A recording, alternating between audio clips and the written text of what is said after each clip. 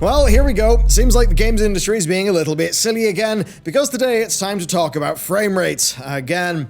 Today you're going to get a slice of the news, some analysis of the industry, and just why we can't have nice things, even though we have been asking for them for, over a decade. Now, if you want to support us, get some sweet physical loot, including some cool pins and the daily briefing, then head up our Patreon. It seriously keeps us going, and with that said, let's get stuck in. Okay, so what happened is that shortly after the very disappointing gameplay reveal of Assassin's Creed Valhalla, Ubisoft confirmed to Eurogamer Portugal that Valhalla will run at least 30 FPS on the Series X. Now, this then got widely spread as being that it was a 30 FPS game. And while 30 is confirmed here, we don't have any idea if they'll ship a 60 FPS mode. But in principle, the whole thing is a bit disappointing because, you see, I'm going to take you on a history journey here. In the early 2000s, PC gamers started getting used to high frame rates. I mean, hell, if you had a high frame rate and a CRT display, oh, you got great responsiveness, a real buttery experience. But then we hit the dreaded 360 PS3 era, and I say dreaded for sort of experiential and performance reasons, because that's the point where photoreal graphics became a bit more viable, and that led to this graphical arms race, and that was one that favored just about everything but how good your games actually felt to play.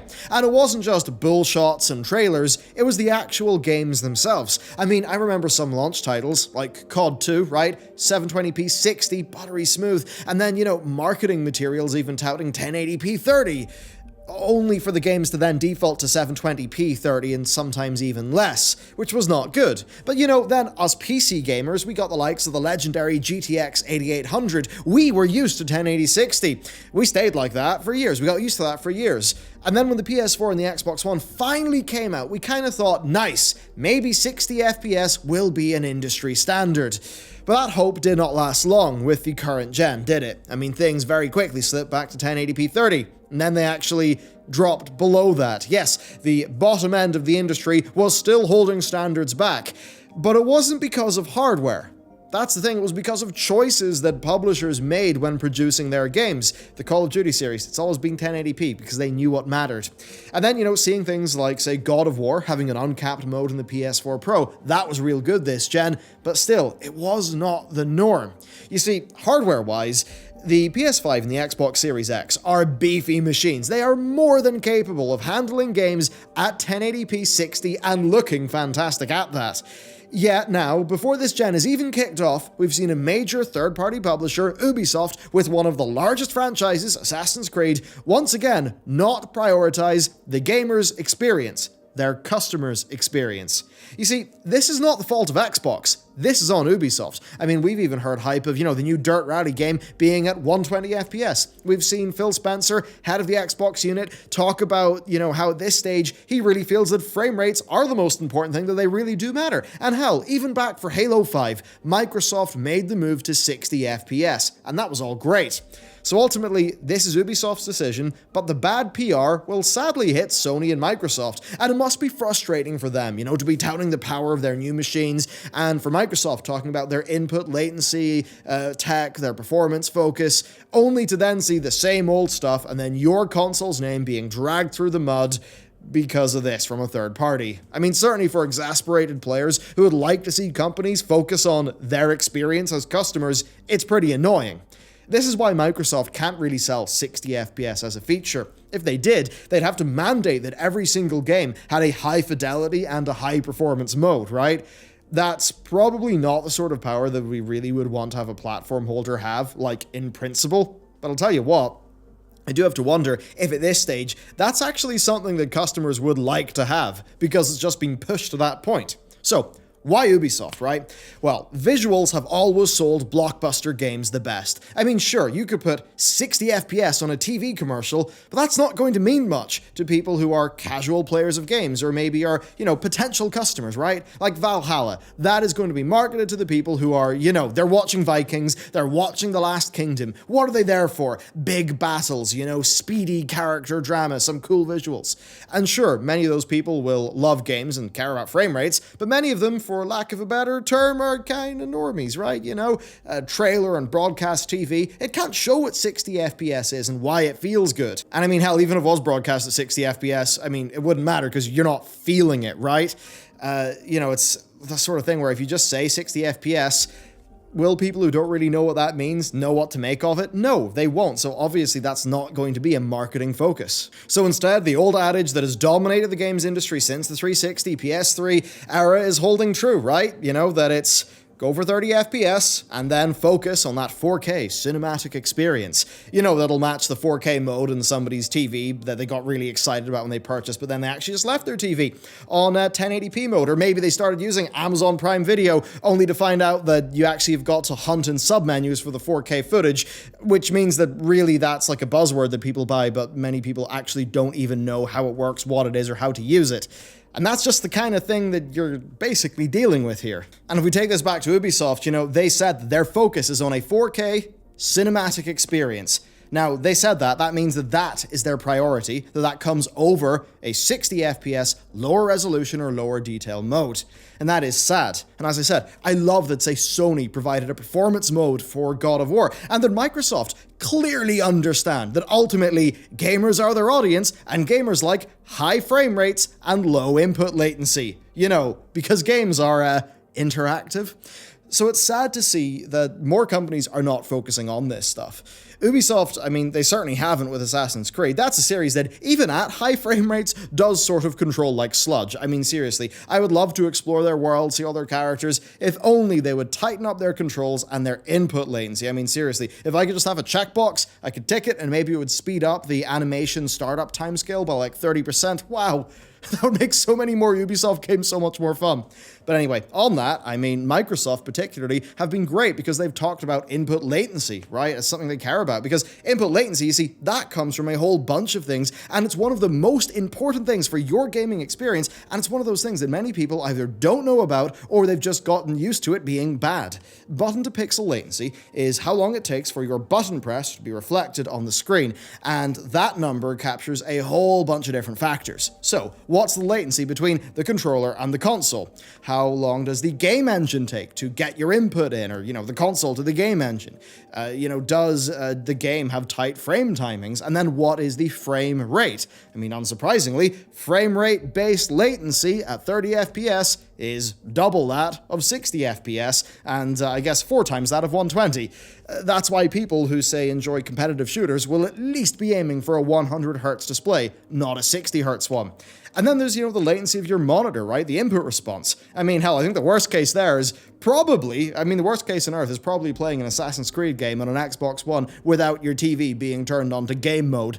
And on that, seriously, a godly, depressing quantity of people play video games with game mode turned off. I mean, hell, I have seen people play games, get ready, this one's gonna hurt, with their television 60 FPS, you know, motion plus interpolation turned on. I mean, between me and Matt at the office, our producer, I could pretty much go on for like an hour on how modern smart TVs are basically the scourge of the earth. I mean, hey, the panels can be great, but don't you love it when your TV nags you into updating it, only to then delete all of your custom settings? You know, that's cool.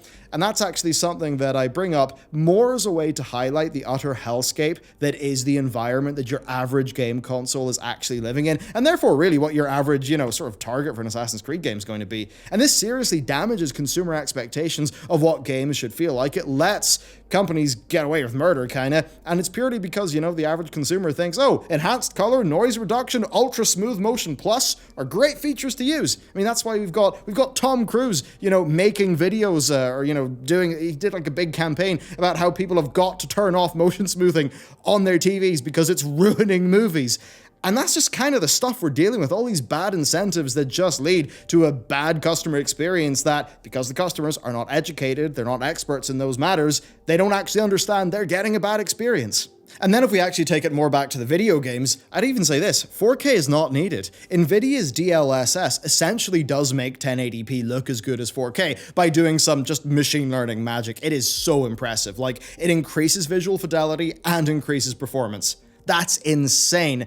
And maybe tech like this or like that could get us out of this sort of bad area. But anyway, that was just me sort of dipping your toes into the horrifying world of where your average video game console actually lives and the implications that actually has on our industry. I mean, okay, going to do this without getting anyone in trouble, but let's just say I sort of know a guy at a big company who often jokes about, people in that company seeming a little bit out of touch and not really getting things like this in terms of the, I would say, features that core audiences actually care about. I obviously can't say more, but it's a depressingly common thing. Hopefully, Sony, and at least so far, especially Microsoft, hopefully their leadership will steer the industry in a better direction here. I mean, especially Microsoft. That's purely just because Sony haven't mentioned it as much, but like Phil Spencer said, that the Xbox Series X's input latency reduction tech is a next level major selling point. So it's clear that the people making these consoles actually do care about this stuff. I mean, even with this gen, one really great pro experience thing is this new focus on giving people fast loading times.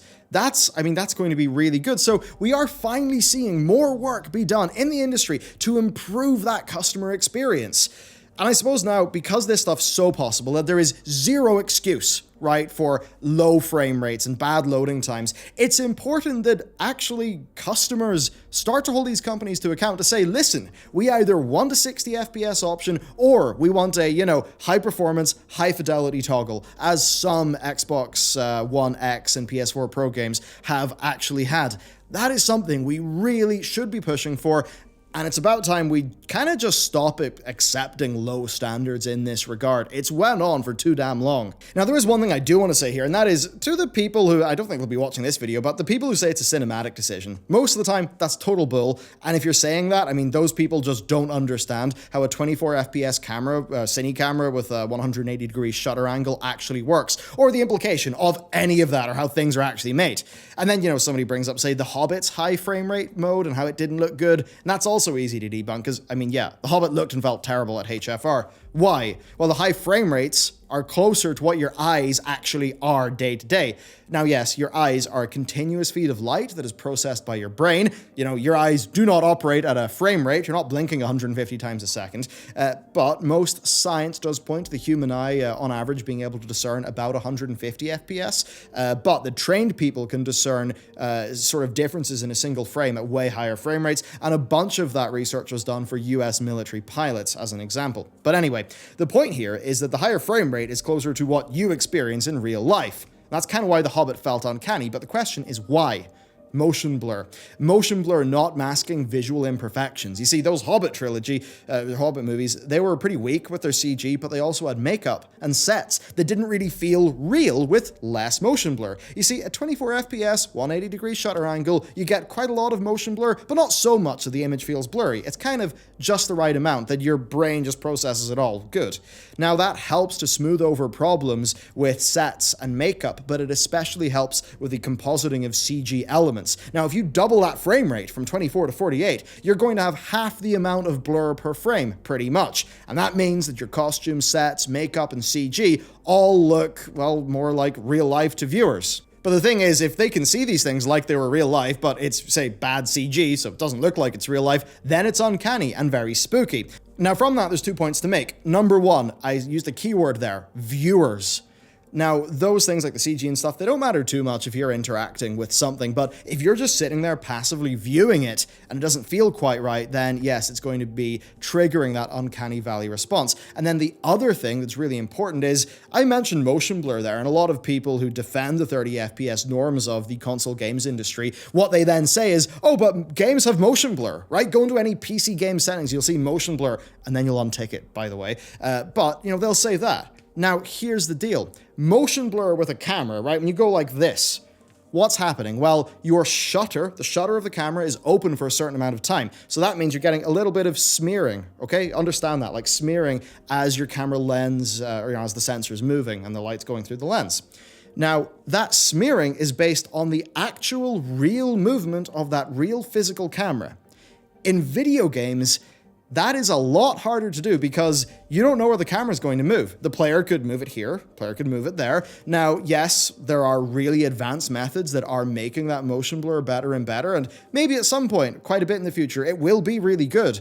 But right now, it ain't. It ain't that good. And that is why when you see a lot of those console games barely hitting their 30 FPS, but with really, really, really heavy motion blur, they look a bit smeary, they don't really feel right, and it's just generally not that good of an experience. It's because, yes, that motion blur may feel a bit better than if the motion blur is not there at 30 FPS, but it won't look right because it's not operating really the same way that actual motion blur at 24 FPS on a cinema camera basically operates. So that's kind of your long-winded explanation of some of those arguments that people use to basically excuse 30 FPS in those big console games. Now, look, I will admit there are times to buck the trend, right? Like, if you want to go for a super wide aspect ratio, now, not just black bars, but the black bars come because your field of view is really big, you can do that, sure, to be more cinematic. Or maybe South Park, Stick of Truth, that ran at a reduced frame rate to match the show. But then, of course, that was only the actual game view, like the UI and the interactions were not running at like 15 FPS or whatever. I mean, hell, look at mobile devices these days. We're seeing 90, 100, 120 hertz screens. Why is that? It's because they feel better to interact with. That's what games are. They're interactive. And that's why it's kind of sad seeing this stuff from Ubi. Now, there is one last tidbit to close off this video. Ubisoft recently hired the guy behind inputlag.science, and he's great. His site is great. The amount of work that him and a bunch of other really dedicated people have done for actually, measuring input lag in the industry, that is some real fantastic work. So it's great that he's over there at Ubisoft. Now, I kind of doubt he's going to be anywhere near the Assassin's Creed series, but fundamentally, that's a pretty cool thing to have. So it's good to see that there are people at the company who do care about that stuff, but it's just right now when we see, I think rather obviously via that statement, that, 60 FPS isn't confirmed, that their target, the thing they're putting a priority on, is the 30 and 4K. I think that's when it's important for us to all say, whoa, hang on.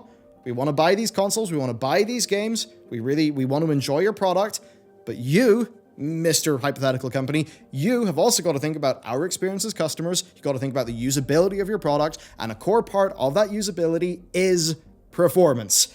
And with that, and I think 19 minutes if I check the camera's little time code thing, I think it's time for me to be done.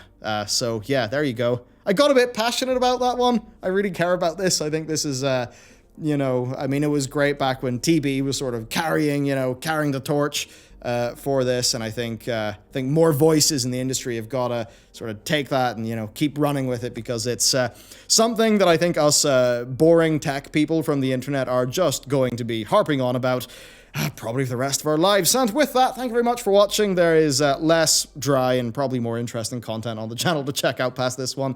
But yeah, cheers. I'll see you next time.